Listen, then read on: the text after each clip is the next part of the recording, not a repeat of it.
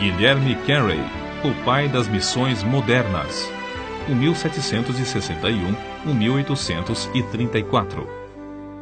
O menino Guilherme Carey era apaixonado pelo estudo da natureza. Enchia seu quarto de coleções de insetos, flores, pássaros, ovos, ninhos, etc. Certo dia, ao tentar alcançar um ninho de passarinhos, caiu de uma árvore alta. Ao experimentar a segunda vez, caiu novamente. Insistiu a terceira vez. Caiu e quebrou uma perna. Algumas semanas depois, antes de a perna sarar, Guilherme entrou em casa com o ninho na mão. "Subiste a árvore novamente?" exclamou sua mãe. "Não pude evitar. Tinha de possuir o ninho, mamãe", respondeu o menino. Disse que Guilherme Carey, fundador das missões atuais, não era dotado de inteligência superior e nem de qualquer dom que deslumbrasse os homens. Entretanto, foi essa característica de persistir, com o espírito indômito e inconquistável, até completar tudo quanto iniciara, que fez o segredo do maravilhoso êxito da sua vida. Quando Deus o chamava a iniciar qualquer tarefa, permanecia firme, dia após dia, mês após mês, ano após ano, até acabá-la. Deixou o Senhor utilizar-se de sua vida não somente para evangelizar durante um período de 41 anos no estrangeiro, mas também para executar a façanha, por incrível que pareça, de traduzir as Sagradas Escrituras em mais de 30 línguas. O avô e o pai do pequeno Guilherme pertenciam à igreja anglicana e eram sucessivamente professor e sacristão da paróquia. Assim, o filho aprendeu o pouco que o pai podia ensinar-lhe. Mas não satisfeito com isso, Guilherme continuou seus estudos sem mestre. Aos 12 anos, adquiriu um exemplar do vocabulário latino, organizado por Ditch, o qual decorou. Aos 14 anos, iniciou a carreira como aprendiz de sapateiro. Na loja encontrou alguns livros, dos quais se aproveitou para estudar. Assim, iniciou o estudo do grego. Foi nesse tempo que chegou a reconhecer que era um pecador perdido e começou a examinar cuidadosamente as Escrituras. Não muito depois da sua conversão, com 18 anos de idade, pregou o seu primeiro sermão. Ao reconhecer que o batismo por imersão é bíblico e apostólico, deixou a denominação a que pertencia. Tomava emprestados livros para estudar e, apesar de viver em pobreza, adquiria alguns livros usados. Um de seus métodos para aumentar o conhecimento de outras línguas consistia em ler diariamente a Bíblia em latim, em grego e em hebraico. Com a idade de 20 anos, casou-se. Os membros da igreja onde pregava, entretanto, eram pobres, e Carey teve de continuar seu ofício de sapateiro para ganhar o pão cotidiano. O fato de o Sr. Old, seu patrão, exibir na loja um par de sapatos fabricados por Guilherme como amostra, provava a habilidade do rapaz. Foi durante o tempo em que ensinava geografia em Malton que Carey leu o livro As Viagens do Capitão Cook, oportunidade em que Deus falou à sua alma acerca do estado abjeto dos pagãos sem o Evangelho. Na sua tenda de sapateiro, afixou na parede um grande mapa mundi, que ele mesmo desenhara cuidadosamente. Incluíra nesse mapa todos os dizeres disponíveis, o número exato da população, a flora e a fauna, as características dos habitantes, etc., de todos os países. Enquanto consertava sapatos, levantava os olhos de vez em quando para o mapa e meditava sobre as condições dos vários povos e a maneira de os evangelizar. Foi assim que sentiu mais e mais a chamada de Deus para preparar a Bíblia para os muitos milhões de hindus na própria língua deles. A denominação a que Guilherme pertencia, depois de aceitar o batismo por imersão, achava-se em grande decadência espiritual.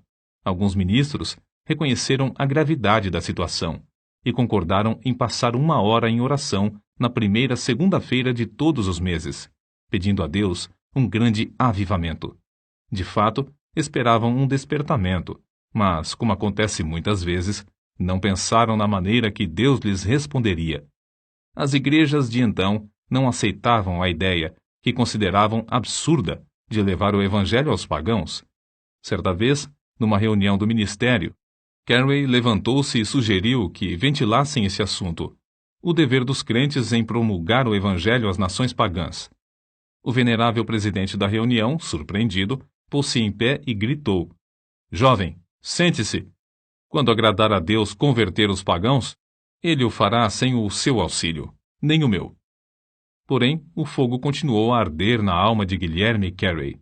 Durante os anos em que se seguiram, esforçou-se ininterruptamente, orando, escrevendo e falando sobre o tema que lhe fazia palpitar o coração: levar Cristo a todas as nações. Em maio de 1792, pregou seu memorável sermão sobre Isaías, capítulo 54, versículos 2 e 3. Amplia o lugar da tua tenda, e as cortinas das tuas habitações se estendam. Não o impeças, alonga as tuas cordas, e firma bem as tuas estacas. Porque transbordarás à mão direita e à esquerda, e a tua posteridade possuirá as nações e fará que sejam habitadas as cidades assoladas. Discursou sobre a importância de esperar grandes coisas de Deus, e em seguida enfatizou a necessidade de tentar grandes coisas para Deus. O auditório sentiu-se culpado de negar o evangelho aos países pagãos, a ponto de levantar as vozes em choro. Foi então organizada a primeira sociedade missionária na história das igrejas de Cristo para a pregação da palavra de Deus entre os povos nunca evangelizados. Alguns, como Brainerd, Eliot e Schwartz, já tinham ido pregar em lugares distantes, mas sem que as igrejas se unissem para sustentá-los. Apesar de a sociedade missionária ter sido o resultado da persistência e esforços de Carey, ele mesmo não tomou parte na sua formação. O seguinte, porém, foi escrito acerca dele nesse tempo: Aí está Carey, de estatura pequena, humilde de espírito, quieto e constante. Tem transmitido o espírito missionário aos corações dos irmãos, e agora quer que saibam da sua prontidão em ir aonde quer que eles desejem, e está bem contente que formulem todos os planos. Nem mesmo com esta vitória foi fácil para Guilherme Carey concretizar o sonho de levar Cristo aos países que jaziam nas trevas. Dedicava o seu espírito indômito a alcançar o alvo que Deus lhe marcara. A igreja onde pregava não consentia que deixasse o pastorado. Somente quando recebeu a visita dos membros da sociedade é que o problema foi resolvido. No relatório da igreja consta o seguinte registro: apesar de concordar com ele, não achamos bom que nos deixe aquele a quem amamos mais que a nossa própria alma. Entretanto, o que mais sentiu foi quando a sua esposa recusou terminantemente deixar a Inglaterra com os filhos. Carey estava tão certo de que Deus o chamava para trabalhar na Índia que nem por isso vacilou. Havia outro problema que parecia insolúvel. Era proibida a entrada de qualquer missionário na Índia. Sob tais circunstâncias, era inútil pedir licença para entrar. Foi nessas condições que conseguiram embarcar, mas, infelizmente, o navio demorou algumas semanas para zarpar, e pouco antes de partir, os missionários receberam ordem para que desembarcassem.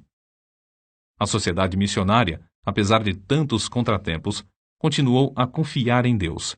Conseguiram granjear dinheiro e compraram passagem para a Índia em um navio dinamarquês. Uma vez mais, Carey rogou à sua querida esposa que o acompanhasse, mas ela ainda persistia na recusa. Nosso herói, ao despedir-se dela, disse: se eu possuísse o mundo inteiro, daria alegremente tudo pelo privilégio de levar-te e os nossos queridos filhos comigo, mas o sentido do meu dever sobrepuja todas as outras considerações.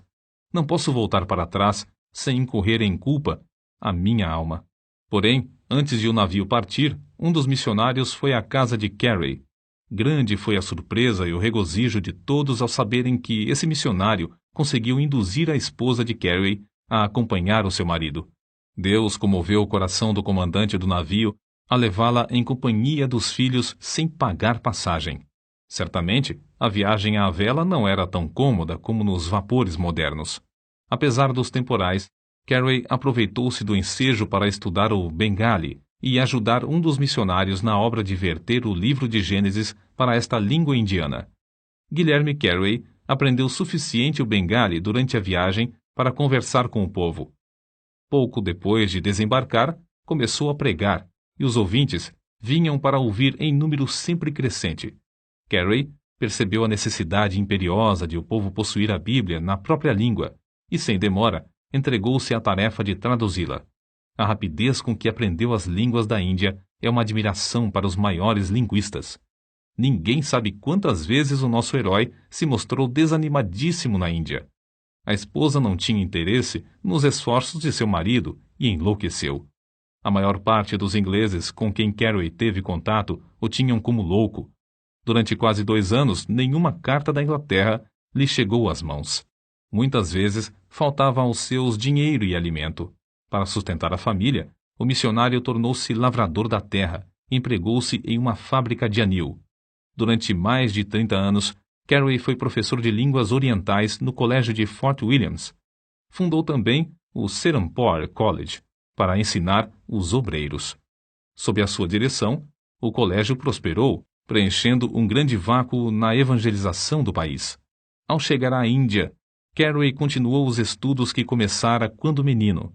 Não somente fundou a Sociedade de Agricultura e Horticultura, mas criou um dos melhores jardins botânicos do país, além de redigir e publicar o Hortus Bengalensis. O livro Flora Indica, outra de suas obras, foi considerada obra-prima por muitos anos.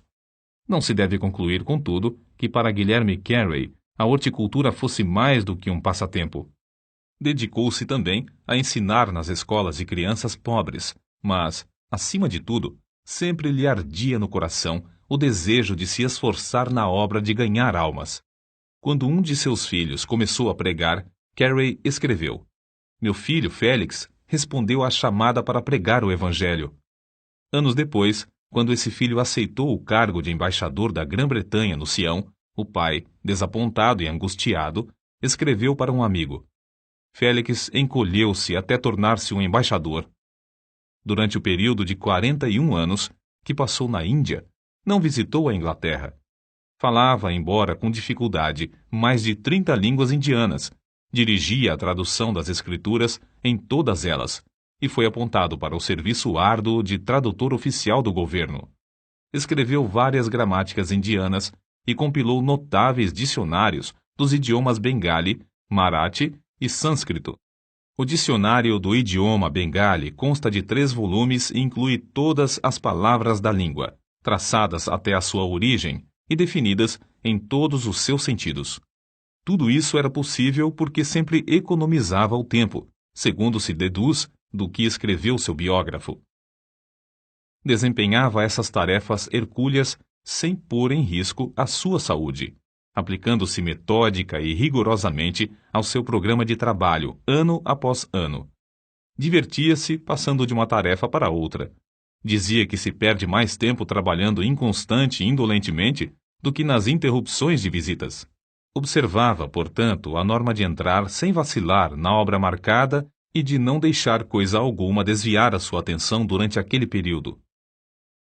O seguinte escrito, em que pede desculpas a um amigo pela demora em responder-lhe a carta, mostra como muitas das suas obras avançaram juntas. Levantei-me hoje às 6 da manhã, li um capítulo da Bíblia hebraica, passei o resto do tempo até às 7 em oração. Então, assisti ao culto doméstico em Bengali com os criados. Enquanto esperava o chá, li um pouco em persa, com um munshi que me esperava. Li também, antes de comer, uma porção das escrituras em hindustani. Logo depois de comer, sentei-me com um pundit que me esperava, para continuar a tradução do sânscrito para o Ramayuma. Trabalhamos até às 10 horas, quando então fui ao colégio para ensinar até quase às 14 horas.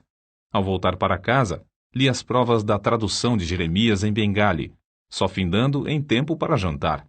Depois do jantar, traduzi, ajudado pelo pundit-chefe do colégio, a maior parte do capítulo 8 de Mateus em sânscrito.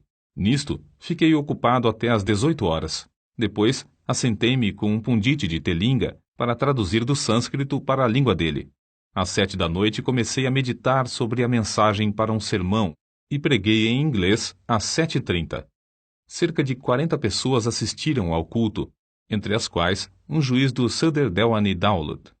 Depois do culto, o juiz contribuiu com 500 rúpias para a construção de um novo templo. Todos os que assistiram ao culto tinham saído às 21 horas. Sentei-me para traduzir o capítulo 11 de Ezequiel para o Bengali. Findei às 23 horas, e agora estou escrevendo esta carta. Depois, encerrei o dia com oração. Não há dia em que disponha de mais tempo do que isto, mas o programa varia. Com o avançar da idade, seus amigos insistiam em que diminuísse os esforços, mas a sua aversão à inatividade era tal que continuava trabalhando, mesmo quando a força física não acompanhava a necessária energia mental. Por fim, viu-se obrigado a ficar de cama, onde continuava a corrigir as provas das traduções. Finalmente, em 9 de junho de 1834, com a idade de 73 anos, Guilherme Carey dormiu em Cristo. A humildade era uma das características mais destacadas da sua vida. Conta-se que, no zênite da fama, ouviu certo oficial inglês perguntar cinicamente: "O grande Dr. Carey não era sapateiro?" Carey, ao ouvir casualmente a pergunta, respondeu: "Não, meu amigo, eu era apenas um remendão." Quando Guilherme Carey chegou à Índia, os ingleses negaram-lhe permissão para desembarcar. Ao morrer, porém, o governo mandou içar as bandeiras à meia haste em honra de um herói que fizera mais pela Índia do que todos os generais britânicos. Calcula-se que tenha traduzido a Bíblia para a terça parte dos habitantes do mundo. Assim escreveu um de seus sucessores, o missionário Wenger. Não sei como Carey não conseguiu fazer nem a quarta parte das suas traduções.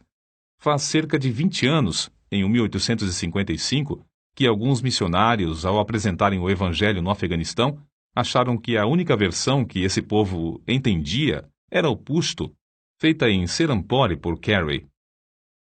O corpo de Guilherme Carey descansa, mas a sua obra continua a servir de bênção a uma grande parte do mundo.